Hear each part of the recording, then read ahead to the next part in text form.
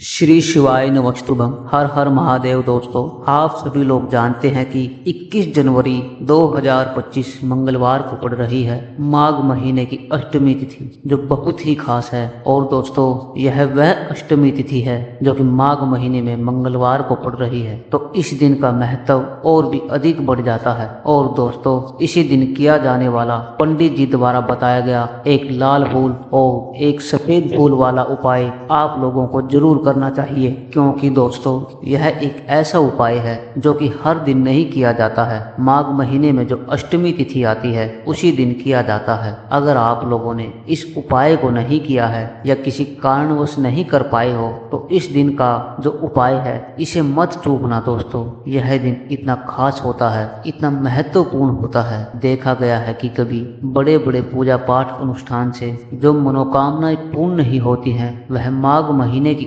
अष्टमी के दिन एक छोटे से उपाय करने से ही आपकी मनोकामनाएं पूर्ण हो जाती हैं। और बहुत सारे लोगों ने इस उपाय को किया भी है और उनको इस उपाय को करने का फल भी जरूर मिला है। अगर आप लोग भी इस उपाय को इस अष्टमी के दिन करना चाहते हैं तो आप इस उपाय को अच्छे से समझ लेना, अच्छे से सुन लेना, उसके बाद ही आप इस उपाय को करना, जिससे आपको इस उपाय का फल जरूर मिलेगा। आपकी सभी मनोकामनाएं पूर्ण हो जाएंगी। दोस्तों, हम आपको यहाँ पर बता दें कि यह जो लाल फूल है और एक सफेद फूल वाला उपाय है, यह पंडित जी ने अपनी अभी की ही शिव महापुराण की कथा में बताया है। और इस उपाय को करने से आपके घर में किसी भी प्रकार के दुख और समस्या क्यों ना चल रही हो, आपको उसका कारण भी नहीं पता है कि यह समस्या किस कारण से चल रही है। उसका कुछ भी कारण हो सकता है, जैसे पितृ दोष हो सकता है, काल सर्प दोष हो सकता है, या किसी भी तरह का मंगल दोष भी हो सकता है। और बहुत तरह के दोष होते हैं, कुछ भी हो सकता है। पर आपको इस उपाय को करने के लिए आपने दोष को पता लगाने की भी जरूरत नहीं है। आपके घर में किस कारण से इतना दुख और इतनी परेशानी आ रही है, वह भी आपको पता लगाने की जरूरत नहीं है। बस मंगलवार की अष्टमी के दिन इस उपाय को कर लेना, क्योंकि इस एकमात्र उपाय को करने से आपके घर पर, आपके परिवार में और सुख शांति हो जाएगी। आपके घर में अच्छे अच्छे काम होने लगेंगे। आपकी जो भी मनोकामना होगी वह भी धीरे धीरे करके पूर्ण हो जाएगी। तो चलिए जानते हैं इन विशेष उपायों के बारे में। लेकिन उससे पहले जो मेरे भाई बहन आज पहली बार मेरे चैनल पर आए हैं या पहली बार मेरी आवाज सुन रहे हैं, तो अगर आप भी महादेव के सच्चे भक्त हैं तो वीडियो को लाइक और चैनल को सब्सक्राइब जरूर कर लें और कमेंट बॉक्स में लिखें हर हर महादेव, ओम नमः शिवाय। देखो, अब सबसे महत्वपूर्ण बात आती है कि इस उपाय को हमें करना किस लिए है। जैसा कि हमने अभी आपसे बोला कि इस उपाय को करने के बाद आपके जीवन में बहुत सारी खुशियां आएंगी, आपकी मनोकामनाएं पूर्ण होंगी, आपकी धन की समस्याएं दूर होंगी, आपकी पैसों की समस्या दूर होगी। अब देखना, अगर आप लोग सोच रहे हो कि हमें अपना घर बनाना है पर घर बनाने के लिए पैसा नहीं है, हमें गाड़ी लेना है, गाड़ी लेने के लिए पैसा नहीं है, हमें जमीन लेना है पर जमीन लेने के लिए पैसों की कमी पड़ रही है, अगर ऐसी ही दिक्कतें या परेशानी, किसी भी तरह की धन से जुड़ी हुई समस्या, पैसों से जुड़ी हुई समस्या अगर आपके जीवन में चल रही है, तो यह उपाय निश्चित ही आपके जीवन में बहुत सारे फल ला करके दे सकता है। इसलिए अगर आपके घर में बहुत ज्यादा दिक्कत, समस्या, परेशानी चल रही है, धन से जुड़ी हुई, पैसों से जुड़ी हुई, धन की बहुत ज्यादा कमी आ रही है, आपके घर में पैसों की बिल्कुल भी आवक नहीं हो रही है, तो आप लोगों को इस वाले उपाय को जरूर करना चाहिए। घर में से किसी भी एक बड़े व्यक्ति को इस उपाय को जरूर करना है। अब इस उपाय में करना क्या है, और सबसे पहले हम लोग जान लेते हैं उपाय की सामग्री। हम लोग सबसे पहले जानते हैं कि इस उपाय में किस किस चीज की आवश्यकता पड़ेगी। तो देखिए, इस उपाय में हमें एक लाल फूल, एक सफेद फूल, एक बेलपत्र और एक समी पत्र। दोस्तों, आपको फूल लेते वक्त हमेशा यही ध्यान रखना है कि जो फूल शिवलिंग पर चढ़ाया जाता हो, आपको वही फूल लेना। लाल रंग का फूल जो हमेशा शिवलिंग पर चढ़ता है, आपको वही फूल लेना है। और सफेद फूल का तो हमेशा ध्यान रखना है कि कहीं आप केतकी का फूल ना उठा लाएं, केतकी का फूल ना तोड़ लाएं। यह भगवान भोलेनाथ पर कभी नहीं चढ़ाया जाता। दोस्तों, इस चीज का आपको विशेष ध्यान रखना है। जो फूल भगवान शिवलिंग पर चढ़ता हो, आपको वही फूल लेकर के आना है। एक लाल फूल, एक सफेद फूल फूल, एक बेलपत्र और एक समी पत्र, यह सभी सामग्री आपको एक एक करके तैयार करके रख लेनी है। प्रदोष काल में या सुबह में जब भी आप इस उपाय को कर रहे हैं, जैसे ही आपके उपाय की सामग्री तैयार हो जाती है तो क्या हम सीधा उपाय करने के लिए इन चारों सामग्री को लेकर के मतलब उपाय करने के लिए जा सकते हैं। तो यहाँ पर आपको इस बात का ध्यान रखना है कि भगवान शिव जी को प्रसन्न करने के लिए तो जा रहे हैं, हम अपनी मनोकामना को पूर्ण करवाने के लिए तो जा रहे हैं, पर हमें यह दशा बिल्कुल भी नहीं है कि हम सिर्फ अपने फायदे के लिए भगवान शिव जी के मंदिर में आए हैं। इसलिए हम इस उपाय को करने के साथ साथ में भगवान शिव जी की पूजा अर्चना के लिए कुछ सामग्री भी जरूर लेकर के जाएंगे। जैसे कि सुबह के समय अगर आप उपाय को कर रहे हो तो इस एक लाल फूल और एक सफेद फूल वाले उपाय को तो सुबह के समय में आपको एक लोटा जल जरूर लेकर के जाना है। जो लोग प्रतिदिन शिव जी के मंदिर में जाते हैं, पूजा अर्चना करते हैं, जल चढ़ाते हैं, फूल बेल पत्र वगैरह सब कुछ चढ़ाते हैं, वह अपनी पूजा अर्चना वैसी ही रखना जैसी आप बाकी दिनों में करते हैं। सिर्फ उपाय करने के लिए जा रहा है, जो कुछ भी लेकर के नहीं जा रहा है, उसे कम से कम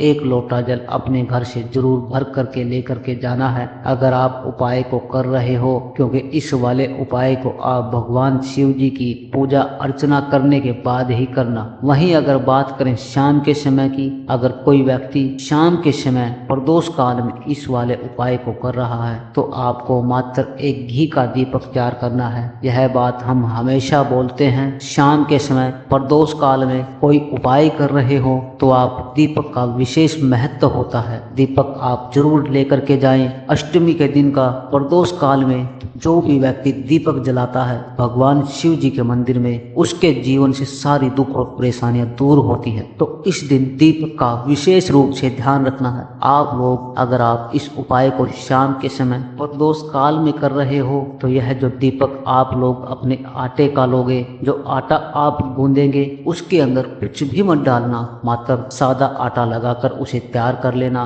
और एक मीडियम साइज का दीपक तैयार कर लेना। यह दीपक ना ज्यादा छोटा हो ना ज्यादा बड़ा हो। उसके बाद में दीपक आपका तैयार हो जाए तो इसके अंदर जो बाती रखेंगे वह गोल बाती रखेंगे। देखो गोल बाती भी दो तरह की होगी, एक बाजार की और एक घर वाली। तो कोशिश करना आपने अपने घर में जो रुई रखी हुई है उसी रुई से आप लोग एक बाती अपने ही हाथों से बनाओ और उसका उपाय, उसका फल बहुत ही अच्छा मिलता है। भगवान शिव जी बहुत जल्दी प्रसन्न होते हैं जब हम किसी भी उपाय को अपने हाथों से परिश्रम करके तैयार करते हैं। तो आपको उस दीपक के अंदर एक गोल बाती रख देनी है। इसके अंदर जो चीज आप लोग डालोगे वह लोगे शुद्ध देसी गाय का घी।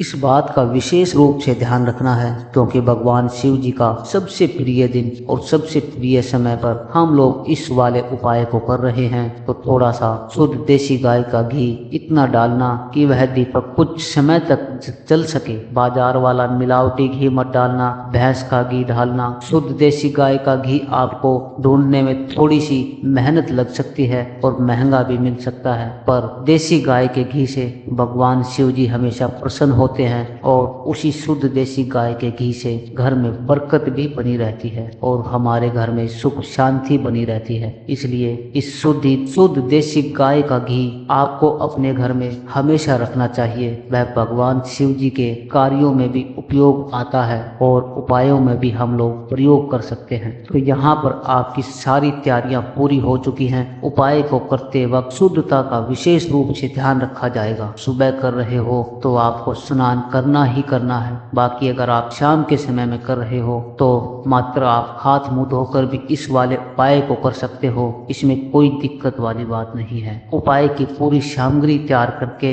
और पूजन सामग्री को लेकर के आपको भगवान शिव जी के मंदिर पहुंचना है, जो आपके घर के बिल्कुल पास में हो, जहां पर शिवलिंग विराजित हो, शिवालय हो, वहां आप लोगों को पहुंचना है। और जैसे ही आप लोग भगवान शिव जी के मंदिर में पहुंचते हो, वहां जाकर ही उपाय शुरू नहीं करना है। पहले आपको भगवान शिव जी की पूजा अर्चना करना है। पूजा अर्चना कैसे करोगे? सुबह के समय गए हो तो एक लोटा जल वगैरह जो भी पूजन सामग्री लेकर के गए हो, उससे पहले पूजन सामग्री आप लोग मतलब भगवान शिव जी की पूजा कर लो, जो व्यक्ति सिर्फ एक लोटा जल लेकर के गए हैं वह शिव जी की शिवलिंग पर मात्र एक लोटा जल एक धारा से धीरे धीरे करके चढ़ा लो। अपनी पूजा अर्चना आप लोग जो पूरी कर लो। पहले उसी के बाद आप शाम के समय में कर रहे हो तो पहले जा करके बैठना है भगवान शिव जी के शिवलिंग के पास में। आप जो दीपक तैयार करके लेकर गए हो उस दीपक को पहले जलाना है। यह जो दीपक आप लोग जलाओगे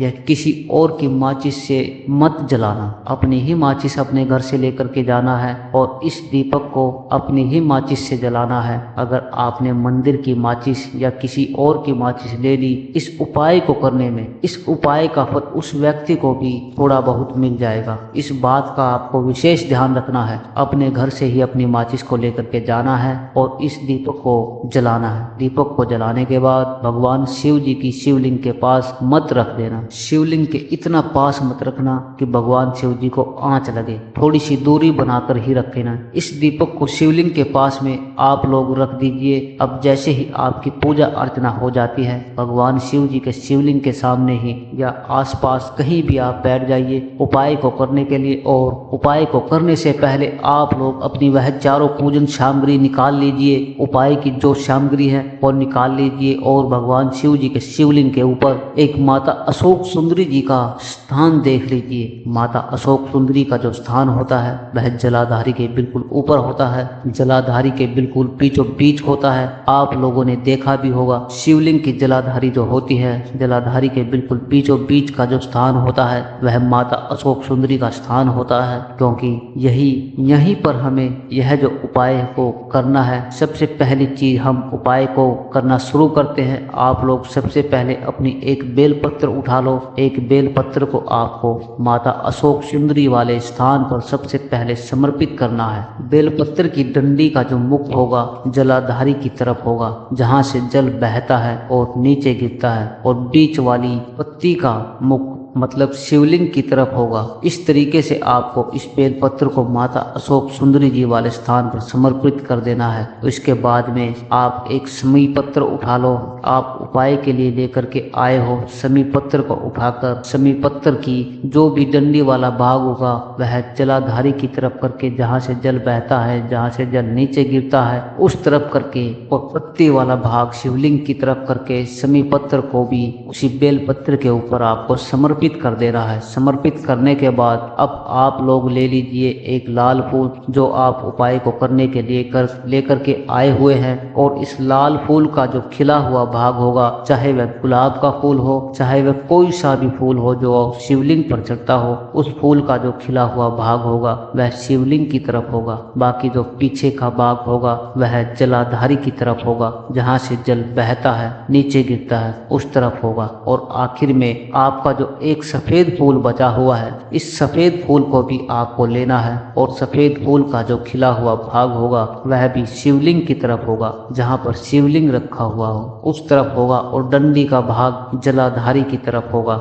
मतलब पीछे की तरफ हो जाएगा, मतलब जहाँ से जल बहता है नीचे गिरता है। जब आप लोग एक समी पत्र, एक बेल पत्र, एक लाल फूल और एक फूल सफेद फूल चढ़ा रहे हो तो उस समय आप लोगों को कांता भगवान या कांता चक्र का नाम लेते हुए इस उपाय को करना है, और भगवान शिव जी और नारायण जी का स्मरण करते हुए ही इस उपाय को आपको करना है। तो जब भी आप एक बेल पत्र, एक समी पत्र और एक लाल फूल और एक सफेद फूल का जो उपाय कर रहे हो, तो जो भी आपके दुख और समस्या परेशानी चल रही हो, आपको अपनी वह दुख और परेशानी जो है भगवान शिव जी से उपाय पूरा करने के बाद वहीं पर पास में बैठकर बोल देना है। हाथ जोड़ के आंख बंद करके अपनी परेशानी और श्री शिवाय नमस्तुभ्यम का जाप करना है। दोस्तों, आज हमने इस वीडियो में कुछ उपाय बताए हैं जो आपको करने हैं। अगर आपको वीडियो अच्छी लगी हो